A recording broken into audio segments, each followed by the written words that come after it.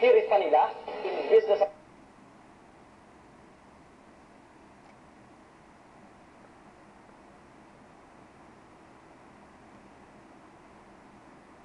live mula sa ABS-CBN News Center, Batangas. Ito ang TV Patrol Southern Tagalog. Magandang hapon, Southern Tagalog. Kami ang mga patrol ng Pilipino. Nagbabalita at naglilingkod sa inyo sa Timog sa Tagalugan. Nangalampag ang mga estudyante ng isang universidad sa Cavite City hinggil sa posibilidad na muling pagbawas sa education budget.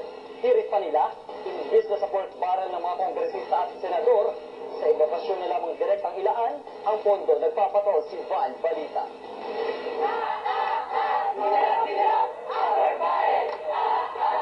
Hindi napigil ng pag-ulan ang pagtitipon-tipon ng mga estudyante ng Cavite State University sa Indang, Cavite kagabi.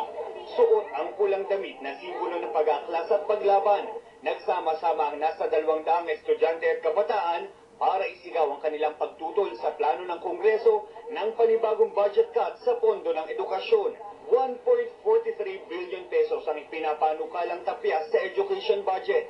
Lubos daw na maaapektuhan ng mga state colleges and universities. Sa CDSU halimbawa, 7 milyong piso agad ang mawawala kung maaaprubahan ang budget cut. Scholar ang third-year BS Agriculture student na si April at pangamba niya na hindi siya makatapos sakaling lumusot sa Kongreso ang budget cut. Diba? Pag nakatapos kasi ng pag-aaral, makakuha ka ng magandang trabaho. Pag nakakuha ka ng magandang trabaho, mabuhay mo ng maganda yung pamilya. Mangyayari po, dadami ulit ang mga mahihirap. Hindi po maano yung poverty ng Pilipinas. Pinangunahan ng CDSU kilos na isang samahan ng mga kabataan ang pagpoprotesta sa labas ng universidad. Nagsindi rin ng kandila ang mga mag-aaral na simbolo naman daw ng pagpapaliwanag ng isipan ng mga nagdedesisyon sa pagtatalaga ng pondo. Naniniwala ako na kabataan ang pag-asa ng bayan. Anila hindi makatarungan na basta na lang bawasan ng pondo, lalo't malaki pa rin ang kailangang ayusin mula sa pasilidad hanggang sa kalidad ng edukasyon. Year student pa lang ako, pero naranasan namin na sa hallway lang kami nagkaklase. Bakit? Kasi kulang na kulang sa classroom.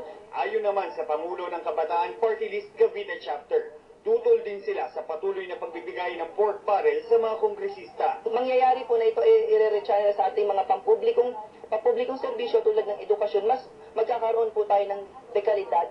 Hindi man libre, ngunit mapapababa po natin yung mga kasulukuyang tumataas na bayarin sa ating mga pampublikong pamantasan. Hindi naman daw titigil ang mga grupo ng kabataan sa pagkalampag sa gobyerno para marinig ang kanilang hinaing at panawagan. Val Balita, Patrol ng Pilipino, Indang, Cavite. Nawawala ang isang labor leader